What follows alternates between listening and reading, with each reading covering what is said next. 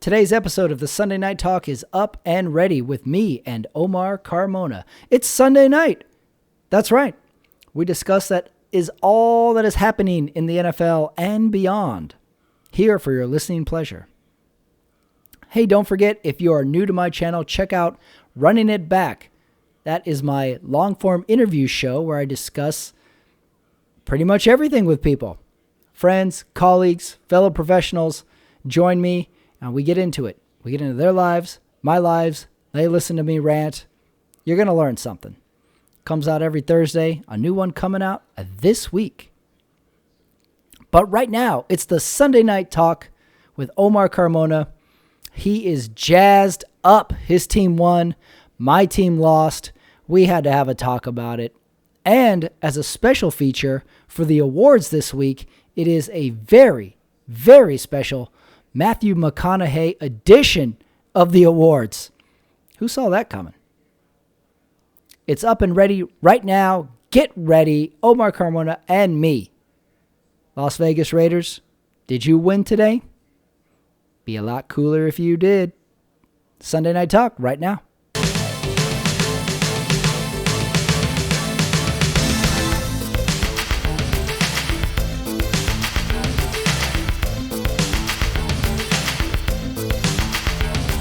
Okay, recording this 8:30 West Coast time. Sunday night game is almost over. Seattle has a 10-point lead right now. We're going to update if anything happens. Join me another Sunday night. Omar, how are you, man? Coming off a victorious Sunday. I'm great. I feel great. Obviously, my 49ers won. Big win in Foxborough. And just to update you, yes, Seattle was up 10. Now Arizona cut that lead to 3. So it's Seattle 34, Arizona 31 before the 2-minute warning. So we may have a game here. Okay, we'll keep an eye on that one. We'll start with that game Sunday night. It seems like Seattle sort of is kind of having their way with them, but Arizona definitely has game. They're definitely sort of counterpunching. There's been a lot of 10-9 rounds. If this were a boxing match, a lot of 10-9 rounds for Seattle, but Arizona is hanging tough. That one possession where they got the interception and gave it right back. It's just, you can't, you're going to steal a possession and then you gave it right back to him. It's just a killer, really puts your team in a bad spot if you're Kyler Murray. But let me tell you, I'm looking at this Kyler Murray and I really do see a younger Russell Wilson. And I'm going to go out on a limb here and say he may even be better one day than Russell Wilson. So I think the Cardinals are definitely going to be a force to be reckoned with, even if they don't win this game. Seattle may go 6-0. We'll see. They got 2:28 left. He totally looks like a mini younger brother, Russell Wilson. Size, agility, a couple like throwing decisions are a little different, but he's young. But he definitely has a lot of qualities of Russell Wilson. I'm watching the game, and I couldn't believe this stat that Russell Wilson has never missed a start. I think Collinsworth said that. And he's running all over the place. He gets sacked. He slides. He gets hit. But the guy has never missed a start. Right. He's just very durable. He takes great care of his body. So, I mean, he's the pro that every franchise would definitely want to have. You know what I mean? Yeah. In a league where a lot of QBs, you look at them and they just look fragile. They get out of the pocket, they get hit, and you just sort of instantly get nervous, especially this year with the injuries we've seen. But you don't feel that way with Russell Wilson. You feel like he's the one delivering hits, and he's always, if he is getting tackled, somehow he's figured out how to do it safely. First half of this game, it started really slow. I think that was a really slow first quarter. But I got to give it to the receivers on both sides. They were catching everything. And he's already led his team to a Super Bowl. So even that at a young age, he's already been there. He's already led them to the promised land. So that's why, definitely, in my opinion, already a Hall of Famer. Yeah, he is. He's stacking up a lot of stats, a lot of goodwill. It wouldn't surprise me if Russell Wilson becomes some sort of politician in the next 15 years. Everybody likes him. He never puts a wrong foot forward. Married to a superstar, so not bad. He's not doing lining up for him. I don't have I'm just making up an award right now. But here's my award for Sunday night. This is the Adopt Russell Wilson as their own son award. Goes to Al Michaels and Chris Collinsworth. They love him. They love Russell Wilson. They love him. Collinsworth and Al Michaels love Seattle when Arizona intercepts a pass, and all they do is compliment the guy who tackles him on Seattle. Right.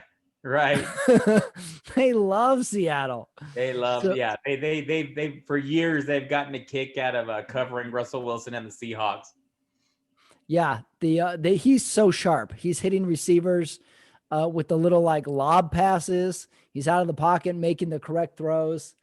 He is very, very sharp. Seattle 5-0, trying to go 6-0. Arizona not bad, 4-2. Not bad at all. Looking at not potential 4-3 here. Mm-hmm. But that which brings me to my game. I had the fortune to cover two AFC unbeatens, the last two AFC unbeatens with the Titans and Steelers. That was a very interesting game. Yeah, I watched a bit of that too. It was a very ideal early game. Usually an early game is, kind of mid to East Coast, and it's outside, and you're like, who are these teams again? This was a good early game. Early game selection. You don't ever figure you're going to be watching a big game in Tennessee. It's a weird feeling, but here they are, the Tennessee Titans coming in undefeated against the Pittsburgh Steelers. And you know what? Pittsburgh just got off to a great start. I mean, they just dominated both sides. I'll tell you, Ben Roethlisberger, I don't know if he's ever had this many targets as he does right now. I mean, having James Conner, Benny Snell out of the backfield, you go to Eric Ebron, tight end, a few more tight ends that play a major role. You've also got a crew of receivers, Washington, Juju Smith-Schuster, and this new guy, Claypool. Just good targets. And Roethlisberger just seems he can't go wrong. I mean, no matter where he looks, he can't go wrong throwing to these guys. So I think they're going to be a real tough out. They're 6-0. I mean, I saw the stat, first time they're 6-0 since 1978. I mean, think of all the great Steelers teams, and that was a Terry Bradshaw team that won a Super Bowl. So, hats off to the Pittsburgh Steelers. I think they definitely pose the biggest threat to the Kansas City Chiefs this year. Yeah, I didn't look at their schedule. I wonder if they play Kansas City coming up this season anytime. Yeah, they're well coached. They got off to a good early lead quick, and Tennessee was kind of playing from behind. Derrick Henry didn't do anything for the first half. Right. And I know this because he's on my fantasy team and I'm cursing him out for the first half. Right. And then Tennessee did fight back. They got rolling a little bit, but yeah, they couldn't quite close the gap. You got to give Pittsburgh the kudos on that one. Tennessee fought, but I never felt they were going to threaten for the lead. Right. No, you're right. It did have that feeling, as close as they made it at the very end. Obviously the Steelers weren't as dominant as they were that first half. And sure enough, Tennessee gets back in the game and they have a chance to tie the game at the very end. And, it's unfortunate that it comes down to a field goal kick miss, but, that's just the NFL. And, it's just real sad, but, they made it a close game, but still, I think the better team won. The Pittsburgh Steelers go on, 6-0. That's huge. Just looking at Pittsburgh's schedule. Next week, they do go to Baltimore. Big game. So that's a good test. At Dallas, Cincinnati, Jacksonville, Baltimore, Washington, Buffalo, Cincinnati, Indianapolis, Cleveland. So besides the two Baltimore games, and they could run a table. Those are they could run a string of games. And Buffalo, they have Buffalo too. But yeah, that is a lot of losing and Buffalo's records. Not looking like they were a few weeks ago. Mm-hmm. What about Tennessee? Do you think Tennessee was sort of exposed in the sense that I think they're a good team. But what I do think is that Pittsburgh did a great job in the first half keeping the ball out of Derrick Henry's hands. There was one point in time in the second quarter he had one rush for 1 yard, or something like that. It was something crazy, and there was a goal line stance too that they put on. Yeah. Henry, that was really impressive too. They're really the Steelers of old. They got this tough defense. Oh, and by the way, the World Series is the final. The Dodgers now lead the series 3-2 as they won 4-2 against the. I keep calling them the Devil Rays. That's how old I am. Against the Tampa Bay Rays. The series is now 3-2. You can't really say it's heading back to Tampa, heading back to LA or Tampa. It doesn't matter now. Right.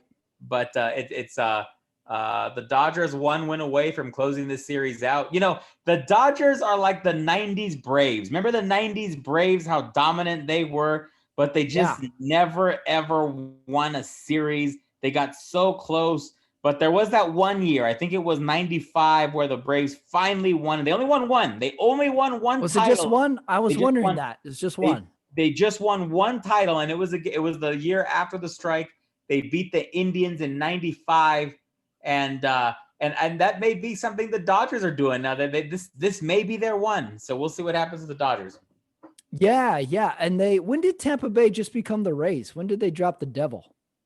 Everything's about cancel culture nowadays. Oh, is it recent that they dropped the Devil? I'm not saying it was too recent. I'm not saying it was like the last 4 years. When everything seems to be a problem, but it wasn't too long ago. I mean, I want to say maybe 10 years ago. Oh, okay. Who was it? It's been a while. Well, yeah, maybe they didn't like the devil reference. I mean, it couldn't have been because it was offensive to the devil, right? Right. The devil wrote a letter. It's like, hey, bro. They were playing that bad. I don't want to be associated with you. Along with cancel culture, I do like now how like on the ticker, I'm looking at the ticker of the other scores during the game, and it says Dallas at football team. Or it says Cowboys at football team. I was like, how easy would it have been for the graphics to change it to Dallas at Washington? Yet they didn't. They kept it with Dallas at football team. I thought that was funny. Gross. But to answer your question, 2007 was the last year they were known as. That was okay. It was the Tampa Bay Devil Rays. They became the Tampa Bay Rays in 2008. Is a devil ray a real animal, though? Is there such a thing as a devil ray? I don't know. Do I look like the crocodile hunter to you? I don't know. All right, take it easy. Because if you name them, it's one thing if they're the Tampa Bay white supremacist Rays, but what if it's a real devil ray? I'm just asking. There's a lot of sea life in Florida. I guess conceivably. Could there be a devil ray? Yes, I guess there's a stingray. So what about a devil ray? And if not, why did they put devil in front of it in the first place? That's kind of weird too. That's a weird decision also. Would you rather the Devil's Tampa Bay Rays? The Devil's Tampa Bay Rays. I don't know. Has a certain ring to it. It's a little intimidating. Yeah, Dodgers won. I was looking at the score box. I think 1 error in the game. Kind of a pitcher's duel, couple home runs, but fairly low scoring. Here's what I noticed watching baseball when it comes to equipment. When they get on base, all the base runners put on this little oven mitt on their hands. I know. I assume is for sliding, and it looks pretty cool and all. But here's my thought. You are allowed to use anything you want while running the bases. Right. You got to bat with it. Right. You got to take it to the plate, and you either got to wear it or stuff it in your pocket somehow, put it in your helmet. You got to go to bat with it, and then you can use it. Same goes for remember when Barry Bonds would put on all the armor, the shin guard, the elbow guard, because when he'd strike out, he'd have to unload like 10 pounds of jewelry and equipment. Right. He would strike out, or if he walked, he would go to first base, and then he would take off all that equipment and then give it to the 65-year-old first base coach. No. You got to run with that shit now. You can do whatever you want at the plate, but you got to run with it. Same with the oven mitt. You got to bat with it. And I got to stop you there real quick, Pat. We got End of regulation. Seahawks 34, Cardinals 34. This game is What? going to overtime. They came back. Zane Dallas just hit a field goal from about, it looks like 44 yards out. So we got a game going into overtime right here on Sunday Night Football. So we got a game here. Okay, we'll keep an eye. We'll update as we go. So maybe a 10-10 round, that last one there. Yeah, there we go. We'll tie it up. Okay, let me do my game. And then, speaking of the Devil Rays, the Rays, the Devils, Tampa Bay Rays, whatever you got, Tom Brady, Tampa Bay. Oh yeah, Buccaneers. What do you got? Buccaneers. This was my game, and interrupt me as the Sunday night game goes. So I was very excited to go Tampa Bay at the Las Vegas Raiders, coming off a bye. All right, let me take you through my emotions just leading into this game, because we got number one, rematch of the Tuck Rule game, Brady versus Oakland. You haven't gotten over that. I'm 99%. I'm 99%, and I'll tell you why. Then we got rematch of Gruden versus his old team that he coached. Buccaneers, yeah, Buccaneers. Then we got Super Bowl matchup of Buccaneers versus Raiders in general, in which the Raiders lost to the Buccaneers. So it had a couple good things going there. Here's how I got over the Tuck Rule game.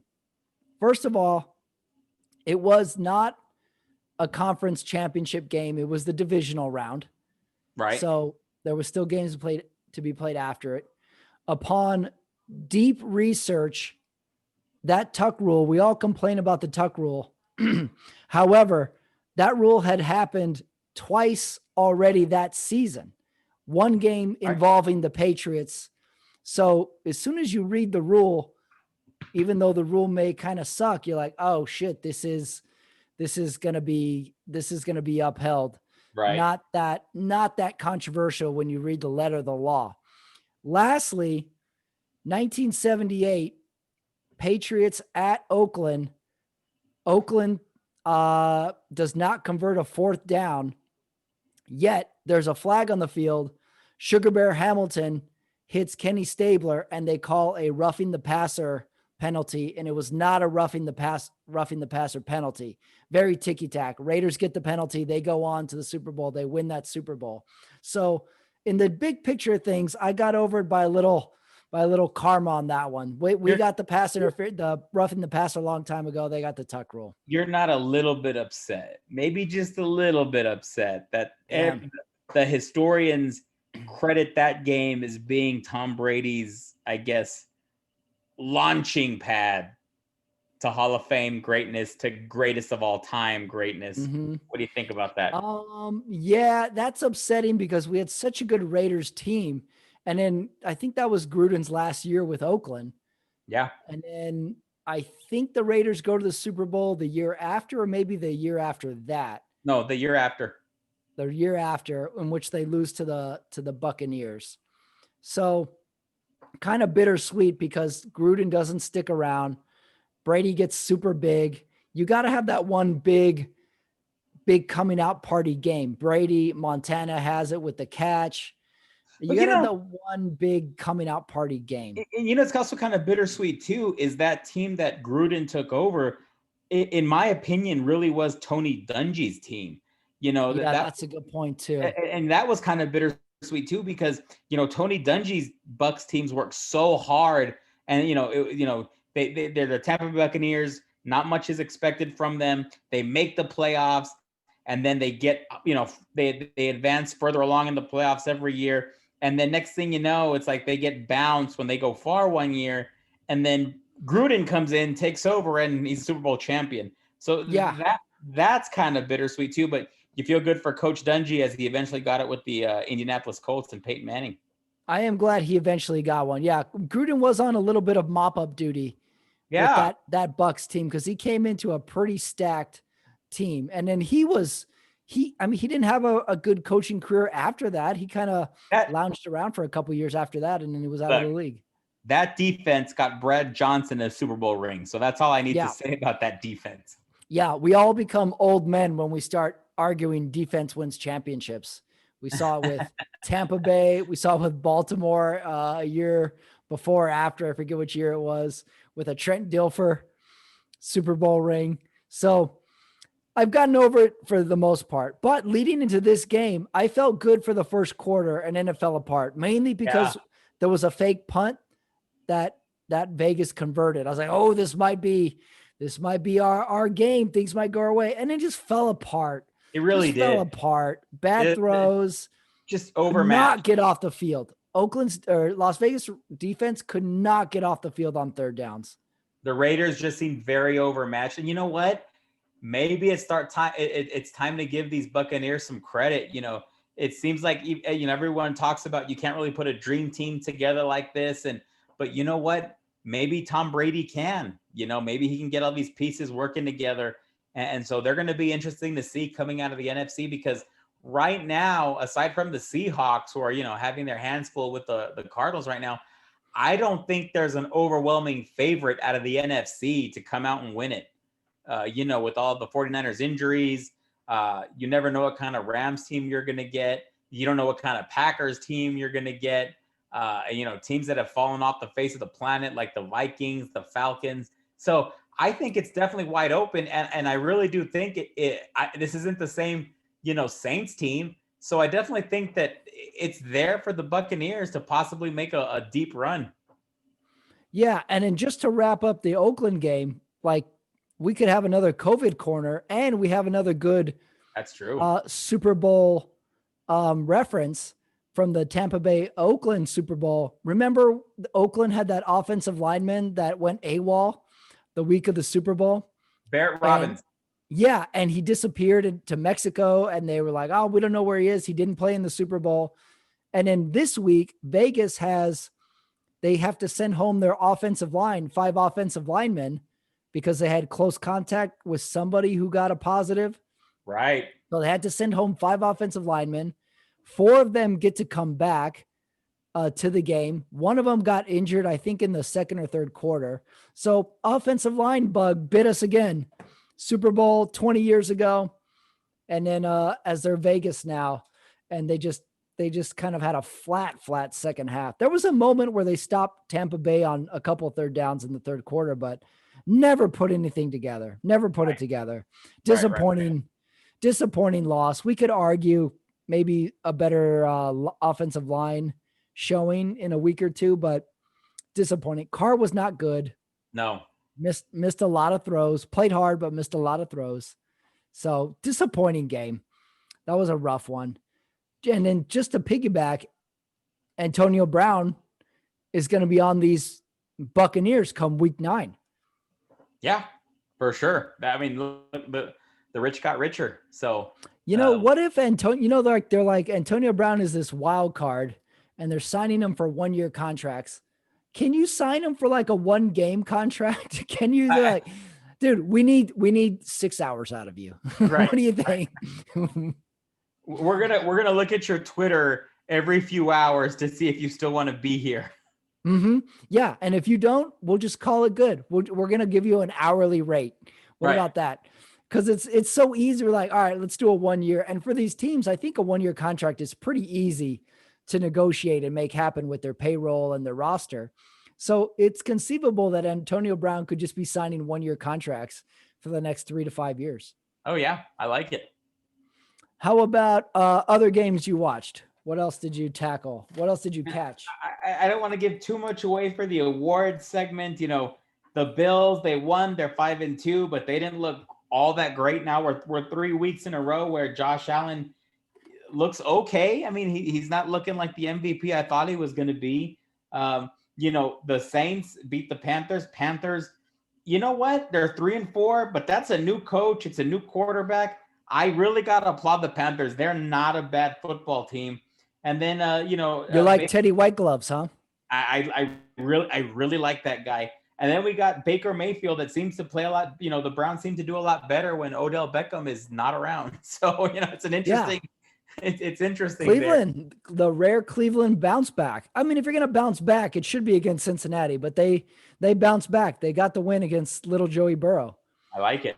Green Bay was another one that bounced back pretty good. Aaron Rodgers was super sharp. Houston gave them, a couple of moments where they were competitive, but Aaron Rodgers. And then a couple of question marks. Your 49ers destroyed New England. KC destroyed Denver. And then Dallas and Washington was a complete mess. Right. First, what do we make of the New England game? You know what? Does Cam Newton just? I don't know. I don't know if it's the system he's in, but he's not the same Cam Newton. Does it have anything to do with COVID? Does it have anything to do with his new system? I don't know. He just doesn't look the same as the same Cam Newton. Then again, we may not ever see the same Cam Newton again. Niners, Garoppolo, did he play well? When you go 20-25, I mean, that's not bad, but he threw 2 interceptions and no touchdowns. And then it was a weird stat line. You're right. They were killing him. Again, I was another one who had Garoppolo on my fantasy, and I'm looking at the score. I'm like, oh, they're killing New England. All right, Garoppolo. He had 6 points.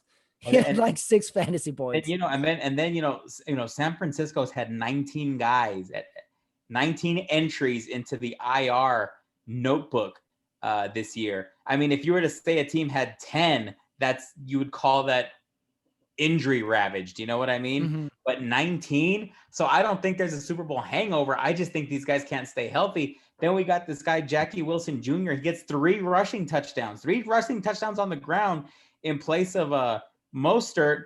And then he goes out with an ankle injury at the end of the game. So lots of concerns there. If they're not healthy, it's not going to be the same San Francisco team as it was last year. But still, a win's a win. So we'll take 4-3 any day. KC at Denver. We had a little bit of a snow game there. I love a good snow game. Snow on the ground. There's a couple elements to the snow game. Number one, you can't have too much snow because then it doesn't become football. They just sort of like trying their best to stay on their feet. You can't have rain snow, which this one turned into at the end, because then it's more rain. We need just enough of a dusting to keep the field covered. And this had that for at least the first 10 minutes. It wasn't a very good game, but at least the snow. I like when there's snow on the ground and you just feel you got to watch it because there happens to be snow. And, and it's always so weird, that first snow game of the year. You know what I mean? It's like, you're thinking, oh crap, it's cold. It's going to get cold. Yeah. And it's usually Denver. It's got to be the Mountain West. It's always Denver. It's always Denver that has that first flurry. I'll give you that. It's always Denver or Kansas City. It's always Denver or Kansas City. Yeah, that's true. If we had more teams in the Mountain West, we'd see snow in October games. And just to give you an update, just to give an update, Patrick, we got Seattle had to punt the ball and it's 2nd and 1. Wow, I think the Cardinals may punch this one in, at least set themselves up for a nice field goal. Kyler Murray just ran for a first down to the 17-yard line of Seattle. So with 4 minutes left, I think they're just going to position themselves to kick a real easy field goal. It's so crazy that the NFL's scoring probability is so different because Seattle was up 10 points with 5 to go. Yeah. And you can put 10 up. You can get 2 possessions inside of so little time now in the NFL. We're going to say we flip this hypothetically. Arizona goes 5-2, hands Seattle their first loss. Right. Let's see where Arizona goes after this. That's huge. This is in Arizona, of course. Let's see. So next game, they are Miami, Buffalo, Seattle again, New England, Rams, Giants. So they got an average schedule, but those are very winnable games. Absolutely. Also, did you catch this? Collinsworth said this, that NFC is so packed. Also, with the addition of an extra team into the playoffs this year, before NFC, the whole division might get in. Have a shot. Yeah, the whole division. And I also think they should take away the entry for the NFC East. But hey, that's for another day. That's for another day. Yeah, that's true. Yeah. Someone from that NFC East is going to get in. Someone by rule, someone has to get in. All right, let me give you some questions. And it's a final. Arizona, there's a flag. They just kicked a field goal. There's a flag. Hold up. Arizona made the field goal. Timeout, Seattle. Timeout. He made the field goal on the – here's what I like. I like when they call a timeout and the center hikes it and they get to kick it and you get to see what would have happened.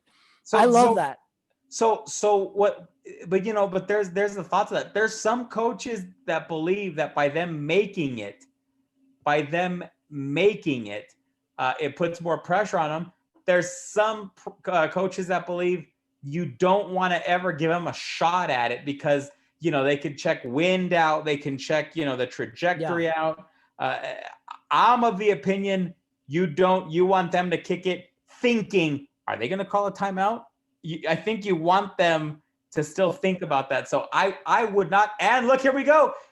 Arizona misses the second field goal. Seattle football. I would say if I'm the defense and I'm going to call timeout, I definitely don't want them to kick it. I want to call the timeout well enough into the set where the center doesn't snap it. I don't give them a practice kick. However, if I'm the center and I'm the offense, as soon as I hear a whistle, I'm snapping it so he can get a practice in. Right. So, yeah, I think the use of the timeout, you can really, really overthink it. I also like the idea, like you said, the fake timeout, where I'm the coach and maybe I can run somehow like I'm going to take a timeout, but I don't call a timeout. Oh, wow. If I'm not mistaken, I think Arizona called the timeout where they kicked and made the first one. So we'll see how that plays out. Why would you freeze your own kicker? Yeah, I didn't think that was even an option. Freeze your own kicker unless they thought they had 12 men on or something. I don't know if you were going to talk about it, but apparently in the first time in history, the Atlanta Falcons scored a winning touchdown, but for the other team. I was just looking at that detail beforehand in the same vein of there's so much time to score points. You can actually score a touchdown and hurt yourself these days with Todd Gurley trying to go down. Who was it in the Super Bowl that was running untouched and he tried to go down at the 1, but he fell into the end zone? I think it was one of the Patriots-Giants Super Bowls. I think you're right. Oh, I got to go down, but he falls down in the end zone. I think you're right. I think it was Bradshaw. Ahmad Bradshaw. That sounds right. Yeah. And then it happened today where the guy could have downed it at the 1, taken a few more plays to get into the end zone. Weird. All right. I got 4 questions today. We talked about who's good in the NFL. Who's the worst team in the NFL? Jets. We got Jets. 1, 2, 3, 4, 5, Jets. 6 1-win teams, and the Jets, no wins. It's Jets. Jets are the worst. You know what? It may be the entire city of New York. They're the worst. Yeah, those 2 are the worst teams. I think it's funny how the NFL or the universe in general put the Jets Thursday night game against the Giants up against the presidential debate. They're like, nah, we don't care about this either. If you want to watch it, go. It's going to be on, but don't worry about it. I'm with you. Smart move on the NFL's part. Okay, question number 2. Is Cleveland back on track? They're 5-2 going into Las Vegas next week. Still early, but this is definitely one of the better starts. And when I say don't think record, I just think this is a better team effort than they've had in previous years. So I think this is one of their best starts since the late 80s maybe. Also, just looking at the Seattle game, what if we tie? I'm gonna feel unsatisfied if this game ends in a tie. Yeah, I don't like the tie, but I guess the argument can be said. You had 60 minutes to win the game. I guess 70 minutes with another 10 frame. Mm-hmm. Yeah. So. Yeah, I guess a tie in the grand scheme, I would say as good a game as this is, I guess you can sort of feel okay about it. Although if you're up 10 points with five minutes to go, that's got to sting. Another analytics corner. I don't know what team it was. They were up 1. They scored a touchdown. They were up. No, they were up 2. And I think they elected to go for 2 instead of kicking the extra point. We went nuts with these analytics. Why not go take the sure thing, go up 3? I'm always bank the points early sort of guy. Right. Okay, question number 3. We haven't seen a lot of throwback uniforms yet this year. What uniform throwbacks would you most like to see? I'm gonna go with. I know now it's an issue of which team can wear it. I want to go with the old Houston Oilers, but who can wear it? Can the Titans wear it, or can the Texans be allowed to wear it? Oh, I didn't think about that. Yeah, I would just assume the Titans. I think it's the Titans franchise. It belongs to the Titans franchise. So I want to say the Titans, but I used to love, that oil well on the side of their helmets. That was just, that cream blue. I thought that uniform was sharp. I'd love to see that uniform come back for a tour. How about you? I would too. Not enough gets said about the old Oilers uniform. We would hear all the time about the Chargers powder blue. Not enough gets said about that Oilers blue. That was a classic uniform. I'd like to see that one come back too. Here's my uniform. I have 2. Not only do I have 2, but I want these 2 teams to play each other in their throwbacks. So be a true throwback. I want to see the Denver Orange Crush. I love that. I was going to say that one too. Honorable mention. That's a great uniform. I want to see the Denver Orange Crush against that early 90s, late 80s Seattle Seahawks, silver pants, blue with the seafoam green, silver helmet. I want to see that uniform come back. I'm very pained and curious why Seattle, with their 12 different combinations of uniforms, can't get that combination back. Yeah, why not put that one in the mix? It's kind of like we have a bunch of uniforms, but everything is kind of current. I'm with you. That big D on the side of that blue helmet. Yeah, with the Bronco the orange jerseys. That was classic. And so I'm definitely a big fan of that jersey, that uniform kit. That's a great pick, Pat. That would be a great old-timey AFC West matchup too. Seattle versus Denver in the throwback uniforms. Why not 1 week a year? Every team goes throwback. So they play each other in the throwbacks, but it has to be the same era of throwback. It has to be this team would have played this team in this uniform. It can't be 70s Steelers versus early 2000s Seahawks. It's got to be era on era. Right. I like that idea. Yeah. Okay. Question number 4. Before you go on, Seattle Seahawks just hit a long touchdown pass. Actually, it was a short pass, but it looks like holding, so they got to go back. Are you kidding me? A minute 4 left. And you hate to see holding on your tight end. You know what I mean? You hate to see it. Oh, is that what it was? Yeah, it looks like it. Anyway, next question. Question number 4. Are you going to be watching the CBS Sunday night movie? The movie this Sunday night is Scream. Patrick, if I thought the movie sucked back in 1996, I still think it sucks. Oh, man. You didn't like Scream? I did not like it. I've never been a horror guy, but I can't imagine how scary it's going to be on CBS. It's like you're getting into a movie and then you hear that 60 minutes tick for a commercial for next week's commercials. You know what I mean? Gonna cut out some language. Yeah. I don't remember nudity from Scream, but I remember a lot of close calls. So that could hinder it too a little bit. I liked Scream. Was an enjoyable kind of MTV, right place, right time. It was definitely big in pop culture. It was definitely MTV music video pop culture. Movie. Rose McGowan, she was in it. It had some Courtney Cox, a young Nev Campbell, David Arquette, Jamie Kennedy just coming into his own comedically. Yeah, Arizona just intercepted the ball close to midfield, so they're gonna have a shot now. Game's not over. Am I reading it right? 57 seconds? Yep, you got it. 57 seconds. Game's not over. I did a little research into the CBS Sunday night movie. CBS, with COVID not being able to produce original content, had to think of something to replace Big Brother and one more Sunday night show. So they purchased the right to Paramount's catalog of movies. So these are all Paramount movies.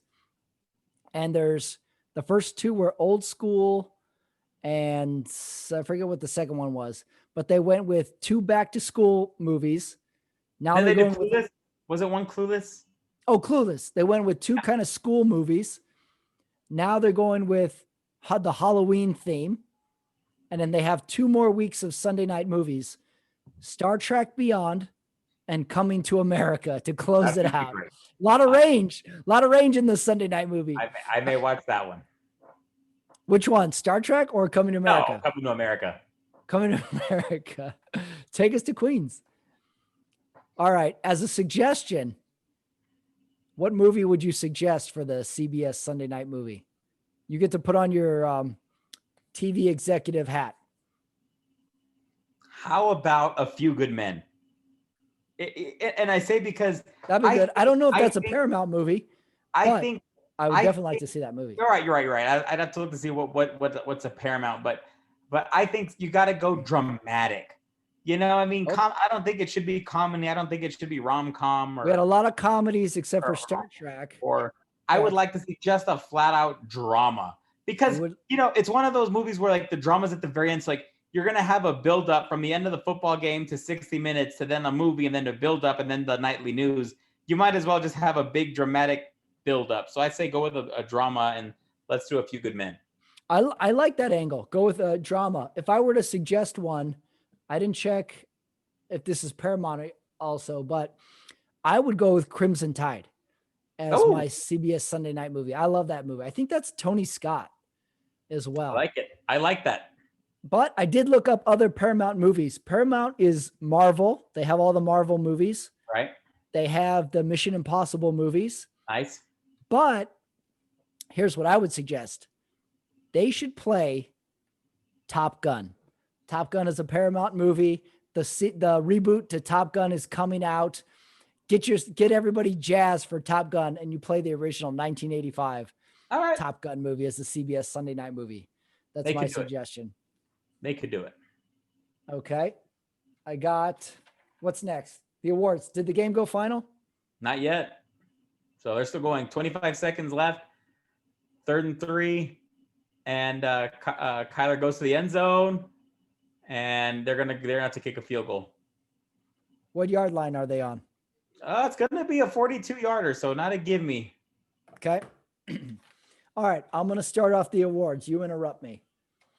Okay. This week's edition of the awards. I don't know if you know this, Carmona. Matthew McConaughey has a new book out called Greenlight. He's been on every show this week, every podcast. I heard him on Joe Rogan. I heard him on WTF. He was on Howard Stern. I've been hearing him on everything. So this week, we have a very special edition, the McConaughey Awards. Let's hear it. 7 in the NFL. I have 3 of them. Award number 1, this one is from the famous McConaughey movie, How to Lose a Guy in 10 Days. However, I modified it to How to Lose a Game in 10 Plays. Okay. And this goes to the Atlanta Falcons, the poor Atlanta Falcons. Worst thing about the Atlanta losses, they lose the game, and then they show Arthur Blank on the sideline again with his hands on his hips. Like, this poor guy cannot be allowed on the sideline anymore. Not good. I'd have to agree with you. Heartbreaking. It was just it's such an unfortunate way to go down. The Falcons just haven't been able to get it going on this year. So I'm with you on that one. How to Lose a Game in 10 Plays award. Award number 2. This one is called the Confusing Interstellar Ending Award. Nobody knows how that movie ends to this day. That goes to 2 winners, New England Patriots and Las Vegas Raiders. Gotta be in a state of confusion after this week. Definitely. And I want to throw other people in there too, as far as their state of confusion goes. I don't know what the hell the Giants are doing out there. Again, you got to now put the Seahawks in there. I know it's just one win. The sky's not falling down, but definitely a big loss for the Seahawks against the Cardinals. So this did they lose? You didn't tell me if it went final. They won the field. They won. They hit the field goal 37-34. Wow. It's a final. Cardinals move on. Cardinals. Yeah. So there's a few teams that are a little shell shocked and confused right now. Okay. Award number 3, and I'm already amending the winner of this award. Award number 3 is the all right award. This goes to the Pittsburgh Steelers and the victorious Arizona Cardinals on Sunday night. We're in cruise control mode. All things are clicking. We have a winning attitude. Pittsburgh found a way to win. I don't know how you can argue against them right now. Even if you're the Chiefs, I think you got to be a little scared of the Pittsburgh Steelers. Ben Roethlisberger just has a plethora of targets right now. So I definitely like the Steelers' chances to beat Kansas City at any point in time this season. I'm going to piggyback off you and give a Dazed and Confused award. Can I do that? Can I give a Dazed and Confused award? Yes, please. I'm going to give it to Andy Dalton, who got knocked out and Dazed and Confused this weekend. And then Ben DiNucci, who comes in on relief, and he just looked just as bad. It looked like he got knocked out too with the same play. And, you're right. I should have added Dallas to my Confusion Interstellar award. There is so much turmoil and confusion going on. They're under their third QB. They're losing their football team. They can't tackle. They can't cover. They can't blitz. They can't rush. They're just a team that can't do a lot of things. There was one of the commentators on NBC, I think it was Rodney Harrison. He was reviewing that play where Dalton got knocked out, and he was mad at the rest of the Cowboys for not going after the guy who hit him. He's like, you got to defend. He's like, they don't care. The Cowboys have given up, and he's replaying it. And the dude who knocks him out is walking around. It's like, nobody went to go get Dalton's back. I was like, God damn it. He's right. These Cowboys are checked out, man. And maybe that says it took him to point it out, because I guess when it happened, I guess I didn't pick up on it either, but he was absolutely right. But maybe that's just the kind of crowd we are, and those are the players that we watch. You know what I mean? And yeah, maybe the checked out award can go to Dallas again. They're checked out. Could you imagine had you done that to Jim McMahon back in 1985? Oh, there would have been 51 players on your rear end. You know what I mean? Yeah, I had to agree with them. I was like, yeah, they should have just went and pushed the guy or got in his face a little bit. It's like, hey, man, you don't do that to our teammate. You don't get no cheap shots on our teammate. Nothing. The guy was walking around, just chilling. He's chilling. I wonder what do you think about this? What team is Jameis Winston on? What if the Cowboys? On the Saints right now. What if the Cowboys pick up Winston? Don't you think that'd be a good fit on the Cowboys? At least that'd be fun. He's going to throw 2 picks a game, but he might throw 4 touchdowns. I don't want to get political, but how is it that Ben DiNucci has a job and Colin Kaepernick can't even get a tryout? That's all I'm going to say. That segment was called "That's All I'm Going to Say" with Omar Carmona. You know what you got to do? You got to drop a bomb and then say your Zoom screen froze. That way you can't react to anything. But maybe it'll freeze me like this. Right. The best way to get into an argument these days is to do it on Zoom. Because every time someone makes a good point, you just say, oh, sorry, your screen froze. I didn't hear that one. Say it again. Yeah, sorry. I didn't get that last part, what you were saying. Right. Just sorry about that. My bad. That's the new way to get into arguments on Zoom. And also, don't do this. Don't ever leave a Zoom meeting mad, especially when your profile picture is when you leave is like you holding up 2 crab legs from like a restaurant you went to. Right. You have a tough picture. Or if you're Jeff Cuban, you don't want to masturbate, but go on. Wait, you do or don't? I didn't catch it. Well, I'll answer that next week. Don't. Okay. Got it.